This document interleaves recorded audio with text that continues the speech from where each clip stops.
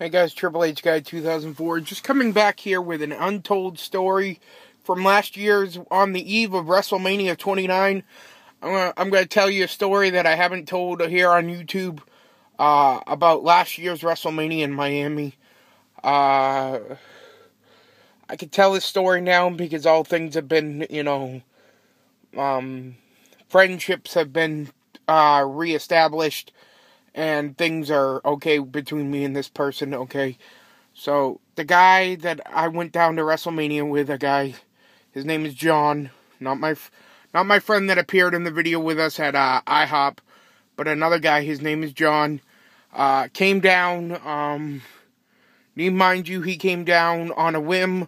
Didn't have his tickets, didn't have his WrestleMania ticket, didn't have an access ticket, didn't even have a... Like I said, didn't even have a, Hall of Fame ticket. Didn't have his actual WrestleMania ticket. He had nothing. He came down on a whim, and if he got tickets, he got tickets. And if he didn't, he would have sat in a hotel room and probably not even watched it. Because I sure the hell wasn't going to pay for him to watch it. But, so we drive around when we got down there. Me and my friend Sean, my best friend. We drove around for what seemed like 5-6 hours. Got lost, couldn't find the place where we had to pick him up. Finally found the bus station we picked him up, drove around a little bit, tried to go back to the hotel room, got lost in the Florida Keys. That was before that, but he got lost in the Florida Keys. I've told you that before on another video, on my Mania videos last year. That was actually before, so we had to drive back, find the place, and pick him up. So we finally got back to wherever the bus station that he was at, picked him up, we drove around some more, tried to find the hotel, got lost again, got stuck in Miami traffic, night traffic, which was bad. It was bad during the day, just add night to that. So it was terrible. We finally got back to the hotel about 6 o'clock in the morning, 6:30, something like that. We drove around all night. It sucked. Luckily I had my best friend with me, and I had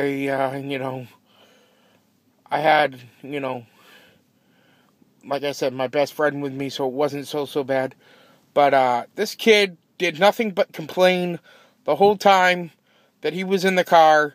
Oh, I'm hungry, so I got him something to eat. I mean, I had to buy this kid food a couple times.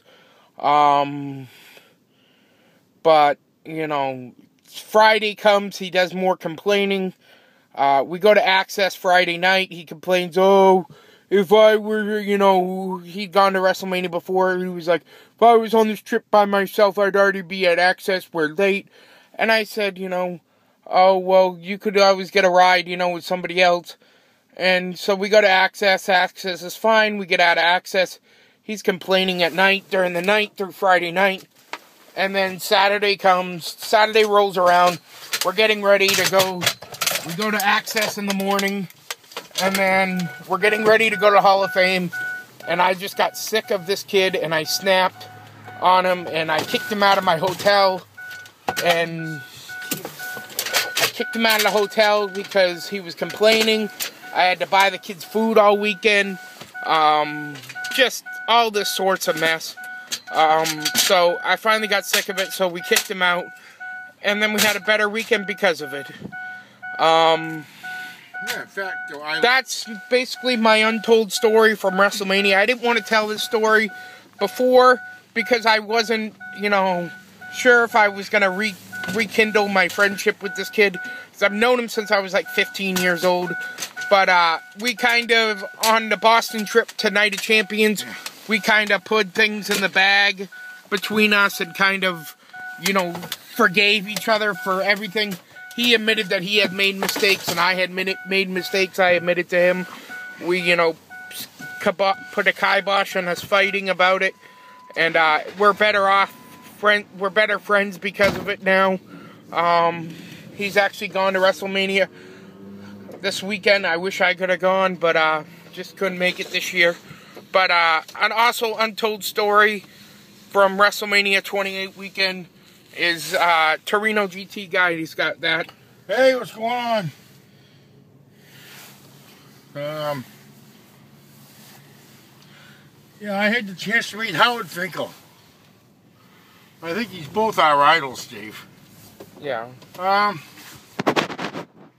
What was it like meeting Howard Finkel? Oh, cool, you know. Just a regular guy, just like everybody else, you know. And had my picture taken with him, and they left and did some more question and answer with some fans. Did you get to actually ask him anything? Yeah, I asked him a few. I don't. You remember anything you asked him? I asked him what his favorite WrestleMania moment was. Yeah, and what did he say? I think he said it was one of the Taker matches.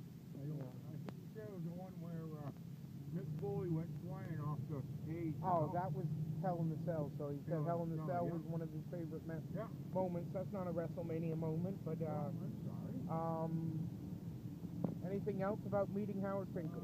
Yeah, it's pretty cool, you know. I was in my scooter there, and the girl said, "Can you come down?" Because he can't come up, and he said, "Sure, I'll come down and meet him." You know. Now, did you tell him that you were a 100% disabled veteran? Yeah, I did, yeah. And he said, "Thank you for your service, and he appreciated it." And stuff. Now, do you know that if you're getting married, you can have Howard Finkel do your wedding announcement? Yes, I do know that, because we watched that one day. Okay. Yeah. I thought that was pretty cool. I watched that on YouTube one day. If I ever get married and my wife gave me the okay to do that, I certainly would get Howard Finkel to do my wedding announcement. Yeah. Anything else you want to say about meeting Howard Finkel? No, that's about it. He's a nice guy. You know, he puts his pants on the same way everybody else does. Right. Nothing. All right. Back to me. Like I said, Oh, I didn't tell you in the story. At WrestleMania, I just had a bunch of different moments in this weekend that were like, why the hell did that happen to me? Like at WrestleMania, I had blown my pants out, or I had blown the button off my shorts, so I had to walk back to the car from WrestleMania holding my pants so they didn't fall down. I also had to go hold them when I went back to the hotel. And when we got back to the hotel, there was a cop waiting for us. Two cops waiting for us. Miami PD or whatever, Dade County, whatever police department they were from.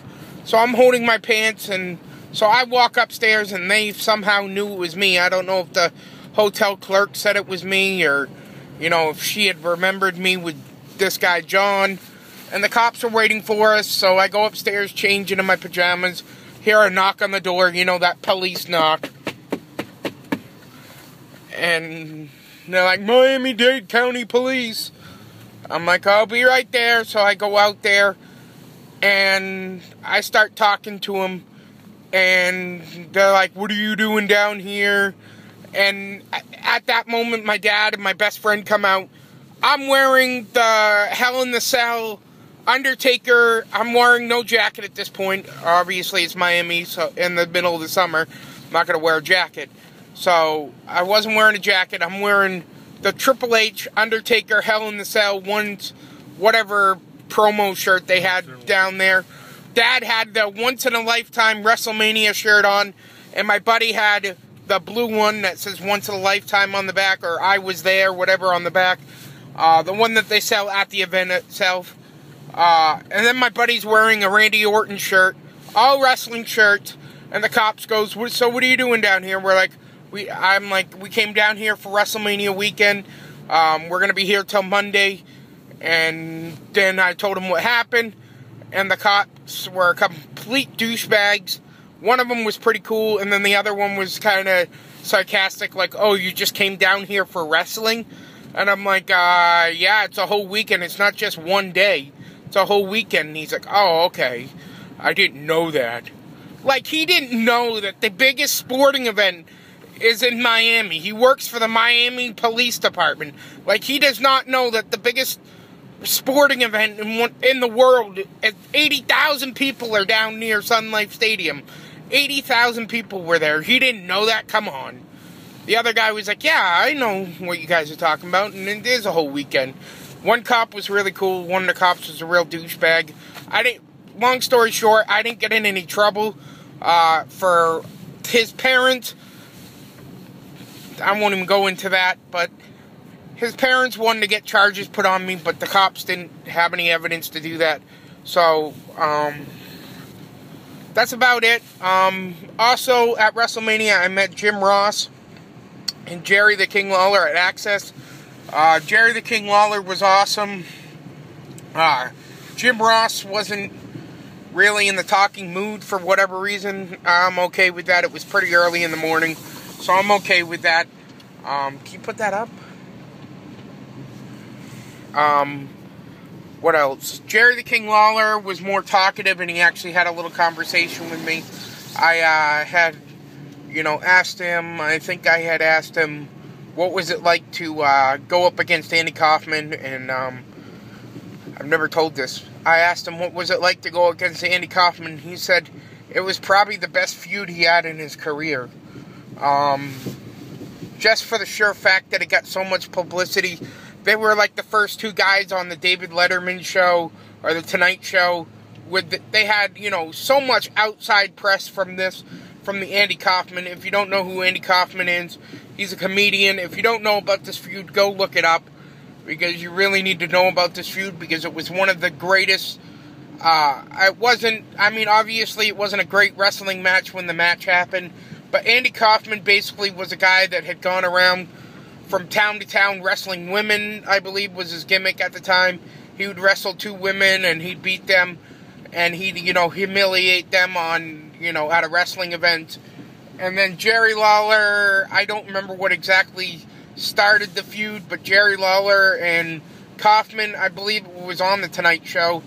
It didn't even get started, but it got escalated with a punch from, I believe, Andy Kaufman punched Jerry Lawler. That's where the feud really hit its, stride. And they had a match in Memphis, I believe. And if you don't know the history, go look it up. But Jerry Lawler was cool. He signed, took a picture for me and, signed the Access page thing that you get if you know, and I don't have it on me. But he was really cool. I'm glad I got to meet him. I'm glad that I, met him. Who would have thought, that was in April. By October, he would have almost been dead. I wouldn't have never thought that, so it was an honor. I really thought about that when, he was going through his heart attack. And back in October, and I, said, wow, I could have, that could have been one of the last people to meet Jerry Lawler. So that meant a lot to me to meet Jerry Lawler. I also met Howard Finkel. I have that video up. I met Lita. Me and my friend Sean met Lita. Teddy Long and Ezekiel Jackson, I met on Friday night. That was okay. I don't really have anything to say on that one. But this is almost 15 minutes, so I'm going to cut it off. This is just memories from WrestleMania, untold stories from WrestleMania. This is Triple H Guy 2004, and I'll see you guys later. Peace.